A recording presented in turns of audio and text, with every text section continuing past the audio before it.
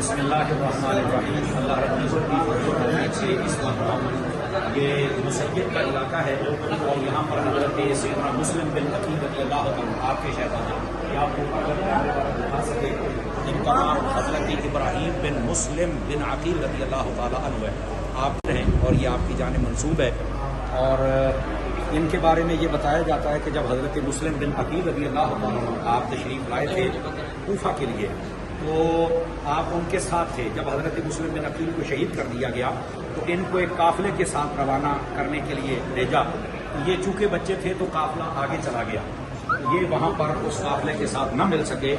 یہ اگر کیمرہ مین دکھا سکے تو یہ اوپر حضرت محمد بن مسلم، یعنی یہ دو بھائی ہیں، محمد بن مسلم اور ابراہیم بن مسلم، یہ دونوں بھائیوں کے پھر یہاں پر مزارات بنے۔ آج ہمیں یہاں پر بغدادی ٹریول اینڈ ٹورس کا قافلہ ہمارا یہاں حاضری کا موقع میسر آیا ہے اور ہمارے ساتھ یہ شرکائے قافلہ ہیں۔ بڑی روحانیت والی جگہ ہے، آل رسول کی قربانیوں کو یاد رکھنا چاہیے اور ان کی بارگاہوں میں جتنا ہو سکے سلام اور ایصال ثواب کے لیے حاضر ہونا چاہیے، اور اس کے ساتھ ساتھ ہم سب کو بھی دین اسلام کے لیے جو قربانیاں ہیں ان کے لیے تیار رہنا چاہیے۔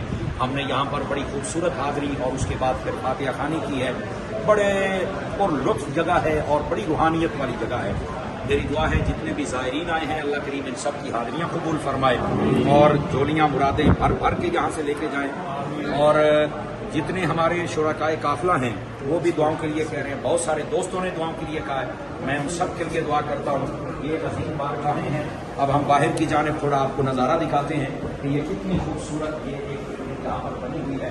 اگر کیمرہ مین آپ کو دکھا سکے تو ادھر سے بھی آپ دیکھیں، یہ جتنے دشمن تھے، دیکھیں ناظرین آپ سمجھیں اس بات کو کہ جتنے دشمن تھے وہ آل و اصحاب کے، وہ آج ختم ہو چکے ہیں، لیکن آج ان کا یہ محل دیکھیں اور ان کے اوپر درود و سلام دیکھیں، ان کی بارگاہوں کے اندر جو ایصال ثواب ہے آپ وہ دیکھیں اور جو رونق ہے آپ وہ دیکھیں۔